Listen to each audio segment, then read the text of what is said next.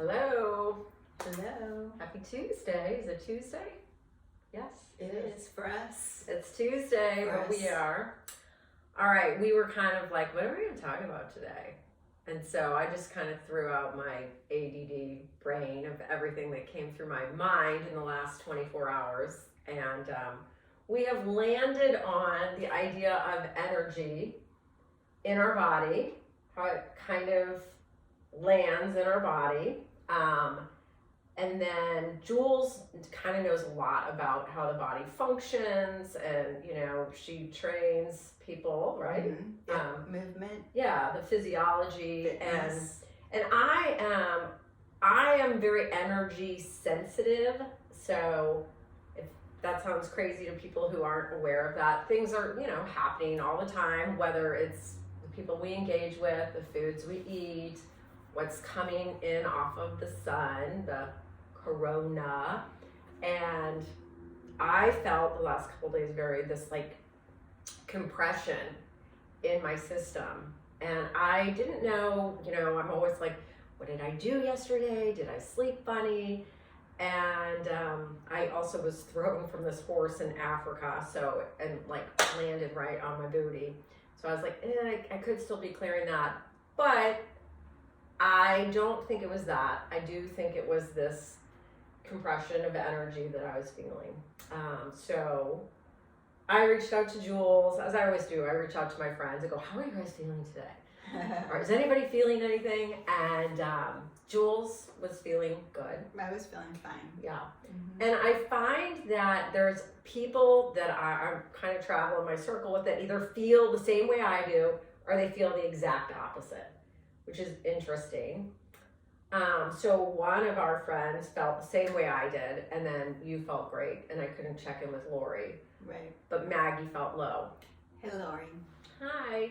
All right, so I'm going to just kind of give an intro, and then Jules can kind of talk more about the body in this way. So I came downstairs yesterday morning, and I was like, oh, I'm like putting my leg up on cabinets. I'm like, oh, what do I do to my neck? And I was like, I really need to do yoga. I know I need to do yoga. I need to do more yoga. But I got on the mat, and I just started doing some really different moves. They weren't moves. No, these aren't in any book anywhere. And if anyone had been watching me, I kind of had this awareness that maybe my neighbors, I live in this courtyard, I was like, if they can see me, they're gonna be like, what is she doing?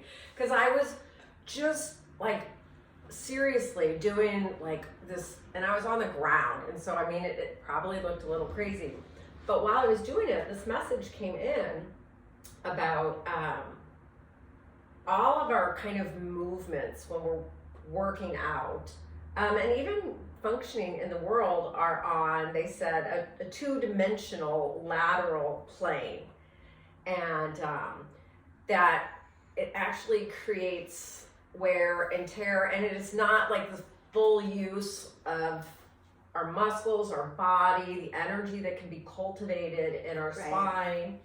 And they said that the way that I was moving was creating a vortex, a healing vortex, and it was warming, but not in a way that was like tires being worn and warmed up on the road in that plane of moving forward and backwards, but a more of a warming that was radiating. It was a radiating kind of warmth. And so I did this for a half an hour, and I was like, and then I felt great. I felt great for the rest of the day. So I was like, all right, I think I'm onto something here. So I came in this morning and said, hey, Jules. And so then Jules had a lot to say about that. Mm-hmm. So I love it because in my training, I don't follow all the rules because I do what feels good to me. And then also when I'm working with other people, I look at how they're moving, and I'm like, okay, that needs to have more motion there. So I end up doing things that don't look normal. And I'm okay with that because I'm not normal. Okay, So one of the things I first want to say is everyone holds tension differently. And that tension can be our own mental stress. But, some people, they know, when they get stressed out, it's always in their neck, or it's always in their low back, or it's in their knees, or it's in their feet. So generally speaking, when you get into your 40s, 50s, 60s, there's always this one spot that you've got that carries that tension. And I think we need to pay attention to that. Mm-hmm. So, and the other thing too, like Julie was saying, I'm like, it's a really good idea for us right now as humans on this planet right now, that there's a lot of shifting and changing environmentally, politically, familially. There is a lot of change happening. So it's really good for us to know, are we sensitive to these changes? I think that's a good thing to be aware of, I'm sensitive to the foods that I eat. I remember long time ago drinking water for the first, consciously drinking water and oh wow, I feel this in my toes, something in my body just she just drank some water, she feels good now. Yay. Right? And it really it spoke to me, my body spoke to me in that moment, and it's yes, this is a good thing. And so so I'm sensitive to different foods, and it shows up in all different ways, whether I get constipated easily, whether my hands swell up easily.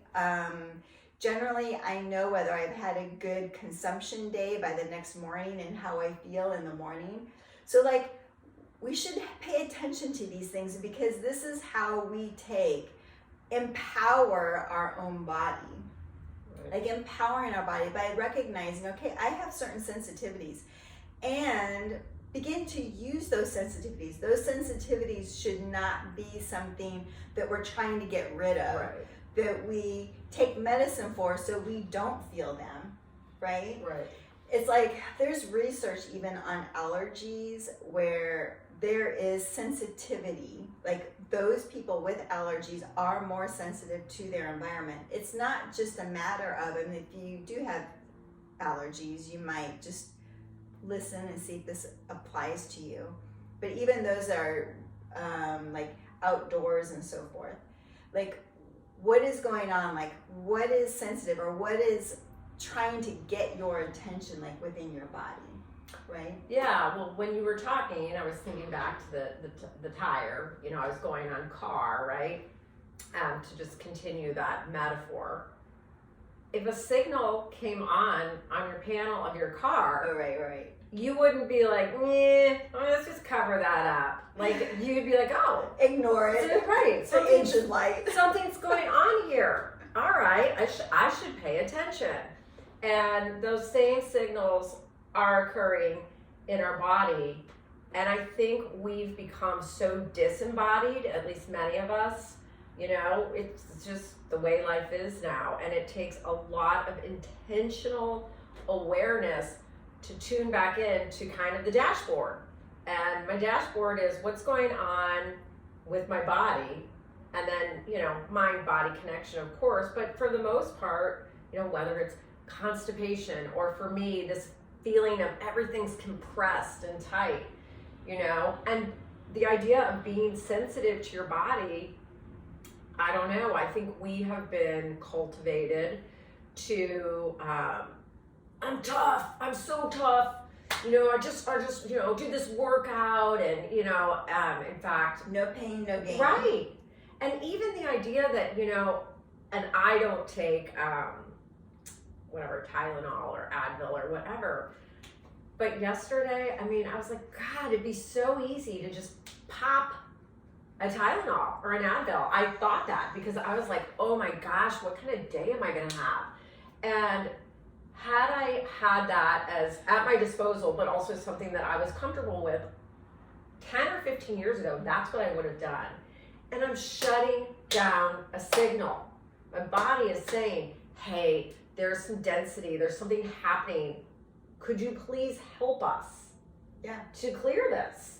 Yep. So Yes, yes, yes. Yep, the body is constantly talking to us. And honestly, that's called somatic awareness. So soma, meaning body. So somatic awareness, having awareness of the physical body. So, and the other word that's used out there is biofeedback. So the body is literally giving you feedback. There are biofeedback computers that hook you up, right? Or you hook up to the computer, and the computer gives you your biofeedback. But literally, we should be able to pay attention to what's going on in our body. Okay? Yeah. So taking your example of the car, okay, and what is on the display. So like literally, you can watch your gas go down, down, down. But if you ignore it, pretty soon you are stopped at a halt. Right. You cannot go any further. It's the same thing with our bodies. Like our bodies are constantly giving us these awarenesses that, okay, you're overdoing it. You're overdoing it. Okay, so first I'm gonna like maybe give you a headache so you can slow down.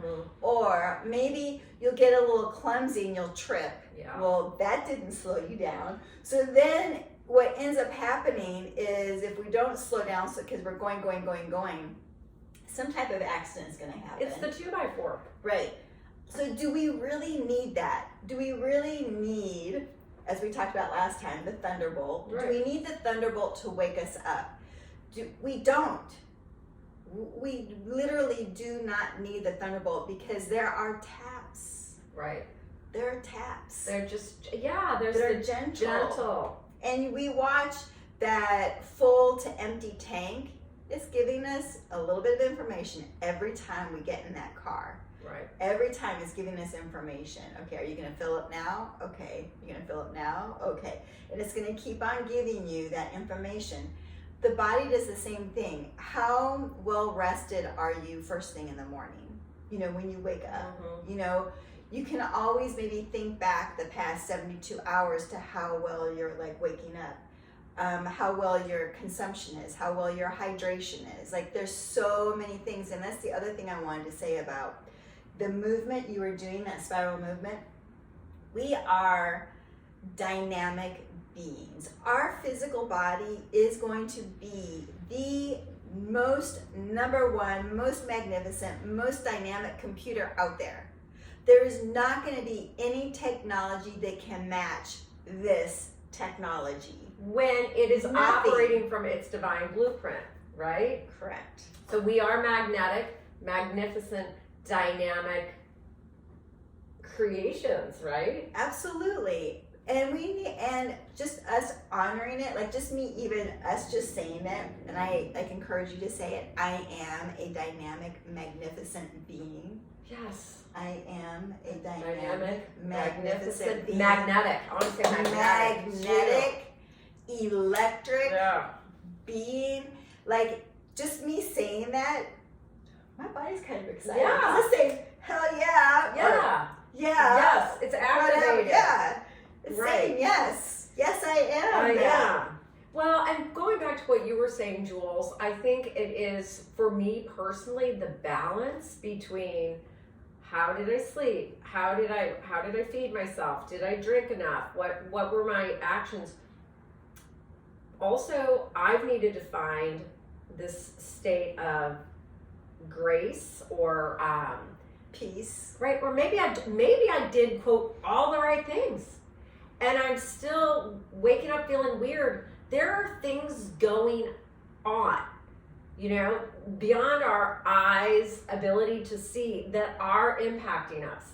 So again, we talk a lot about television or whatever. I'm not engaged in that really much at all. But I do think, as someone who is energy sensitive, when I go out into the collective and I'm at the grocery store, I'm just doing my life, I am picking up on stuff. I'm just picking up on people's stuff.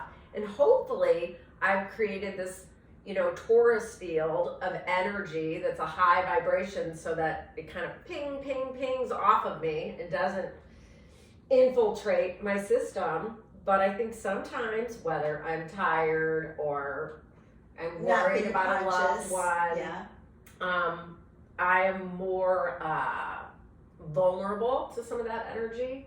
Mm-hmm. And so I would just say, even if you think you're doing all the quote right things, there are things occurring beyond our current level of understanding. Right. So with the understanding that we are dynamic in our expression. So we are dynamic in our movement. Our body can move in all different ways. It is not meant to be robotic. It is meant to like move and be just this total expression of however we want to move our body. Okay. Right. So we are dynamic. So in this expression, we have emotions, we have thoughts, we have this electrical magnetic field, we have this energetic field. All of that plays a part. And then also we are receiving all this information, and there are billions of bits of information that this processing machine is trying to process, right? And so it filters out a lot of that information, and so that you can handle the amount of information that you're processing. I just got a word, okay, and I don't know what it means, so I'm going to look it up. I'm listening to Jules, but it's super important again that we understand that we are dynamic beings. So not only are we a dynamo within us generating emotions and thoughts and the feelings, movement, heat, energy. So we are not only generating that, but we are also at the same time processing the billions of bits of information out there, from the amount of light to the amount of how light is reflecting. So from all of our senses, from all of the sounds that we are hearing. So some people are sensitive to certain sounds, right? Totally. And then there are moms like me who like consider a lot of sounds are background because there's so much noise, like with kids and everything. Right. That you've just learned to have that in the background so that you can so your attention is in the forward front, right? Okay. Versus other people hear those kids or the dogs barking or whatever, and they're so irritated with it because that's a sensitivity to them. Right. Like these sounds that are chaotic. They right? hear them all. I hear them all. Yeah, but I can put them to my background. Like it's like I can layer my sounds that I hear to where I know it's important for me to literally pay attention to. So that's what I hear first, even though I know that there's other things going on. Okay, so while we were talking, I love this because I'll get messages, and they said what we were talking about was called the sagittal plane. Okay. And so I was like, what is the sagittal plane? Sagittal plane is... Well, they said this, and I like that they're calling it coronal planes too. So they're saying the sagittal plane is an anatomical plane that divides the body into right and left sections. It is perpendicular to the transverse and coronal planes. So we're operating from this sagittal plane. Sagittal plane movements are here. So let's go over that. Well, I didn't know that word, but I love that they use. I'm now going to learn about coronal planes because I truly am so tuned into the sun all the time. I believe so much information is coming from the corona, the sun. It just fascinates me, and I don't know enough about it, but I love that word in that. And even the idea of the corona being this like sphere and this ball of energy that warms us up. Right. So consider the sagittal plane literally cuts us in half. So the movements, we separate right to left. So, yeah, but we're moving along the sagittal plane. So planes, if you imagine a wall, so we're moving along the wall. So anything here, this is all sagittal movements, okay? All right. So then also in there was the transverse plane or the coronal plane, which then is this plane, which is the floor and the roof, right? And that's rotating. So sometimes it's like that rotational plane. Okay. And then we also have the frontal plane, another plane that comes like right in front. So those are the movements that are abduction and adduction. So moving out here, moving out this way. But what's great is when you can move all of those together, like moving them together. So like a rotation. So we're moving in that sagittal plane, but we're also rotating. Okay, so we're taking into account all the planes of motion that we can move in. The sagittal plane, the coronal or the transverse plane, the frontal plane, those are all planes of motion. But the reason why we talk about it is because you can literally, like when someone is very versed in those planes of movement, you can literally write out a golf stroke. You can write it out. Oh. It's like words. It's like coding. It's kind of like math, but it's with words and planes. Yeah, but it's like even programming a computer. Like you program it to do certain things. If you just use the right words of abduction, adduction, extension, flexion, like a flexion of the hips in the sagittal plane, flexion here, extension here, like, so you know like what's happening.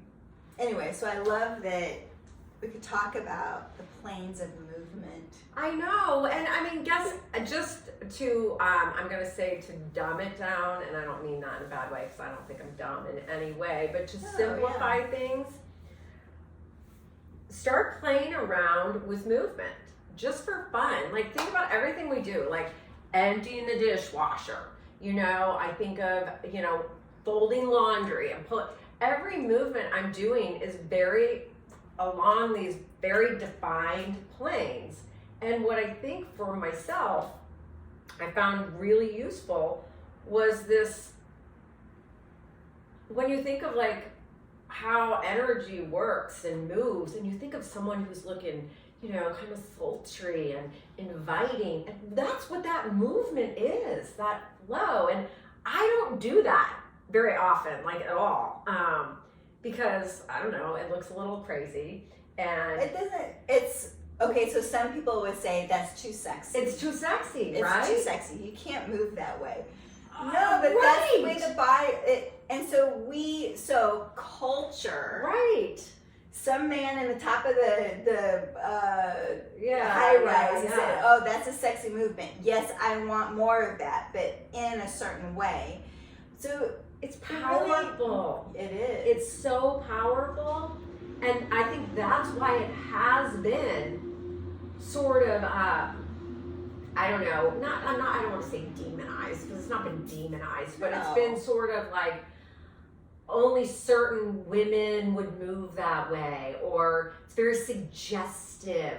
But the truth is, it's powerful. You are getting all of that energy to just move through. With us. Move with us. You guys, it feels so good. And then do it to your shoulders. And like, if you have to start your bedroom alone, put your hips and how let your back move. Throw your arms. How come I would only do this, like if I were doing this for a man, right? I mean, you know, if I were trying to entice a man, I would move my body in that way, but I'm not moving my body like that for me. Right. To create that field of energy for myself is like, it feels so good. So the funny thing is, just moving in this way here. Great. Just so it's like a swirl, right? Woo. A swirl is, so I have a friend that just received this bottle of water that sits on this disc. Oh. And inside the bottle of water is a spinner. Oh, yeah. And it spins the water in a vortex so that the water is oxygenated. And literally, you leave the water in the bottle for 5 minutes, and it literally will taste different. It does, because I read that if you stir it, you can. So I mean, I experiment with like the sun water. Yeah. But then I stir, and then I got that ionic blower. You know, that blower. I've been blowing my water. Right. I was like, I'll try it all. But that's so like, and again, it's that spinning. It's like movement. The water needs to be a movement. That's why spring water is so great, because it's been movement over these rocks. A movement from just different, from place to place. It's just been a movement, right? And so it's oxygenated. And so to oxygenate that water, and so like But again, it's movement. So we're just being in that movement. So there's something to it.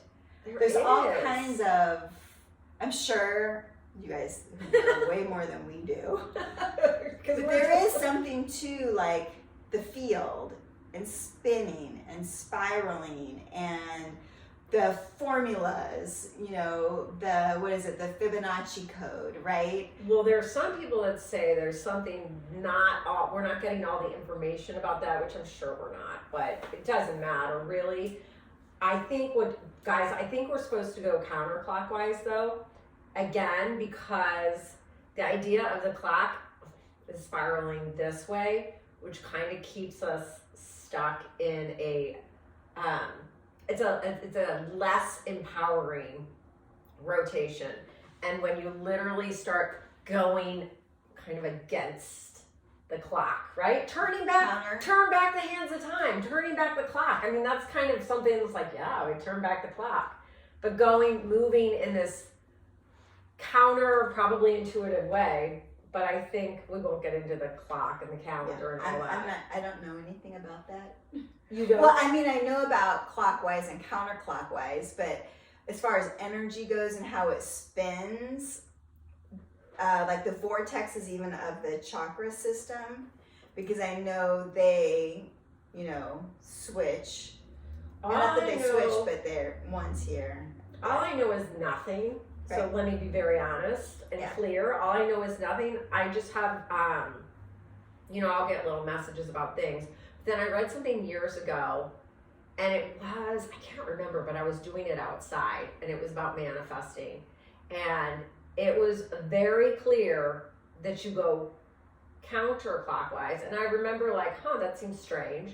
And then also like when you're saging a room or something, going counterclockwise. So, as someone who, as my brother would say, he calls me a conspiracy theorist, and I'm like, listen, I don't think I'm a conspiracy theorist. I think I question things, and so I don't take everything at face value. So the face value of the clock, I'm not taking everything at face value. I'm just curious, and so I would think that all of us have been kind of tied to this clock. I just think it's probably keeps us, I don't know, maybe not in our divinest rotation. That's a total segue. So spin however you want to spin. I'm going to spin counterclockwise. Probably no wrong way to create that oxygenation and movement in your body. And I don't think your body would go one. So do you think we talked about all that? I don't know. We could talk about more. How long have we been talking about doing your spirals and movement and sagittal planes? Almost 30 minutes. It's pretty good. It's pretty good. That's all we got today. We got a lot more. We could talk about vending machines in hospitals because that came up in my brain. I mean, there's a lot we could talk about, but just trying to keep it in little. Vending machines in hospitals, okay. Yeah, well, that's because my brother works in health at WashU and Barnes, and he is starting this thing trying to get the vending machines out of the hospitals, and he said something about all that. We'll wait for this one. That'll be next time. I know. Stay tuned. All right. Cheers. Send us some dance moves. Come on, engage with us. We want to play. Like, share, subscribe, comment. We don't even need any music. No, we are the music. All right. Thanks for joining. Go out there, make some magic. Ooh.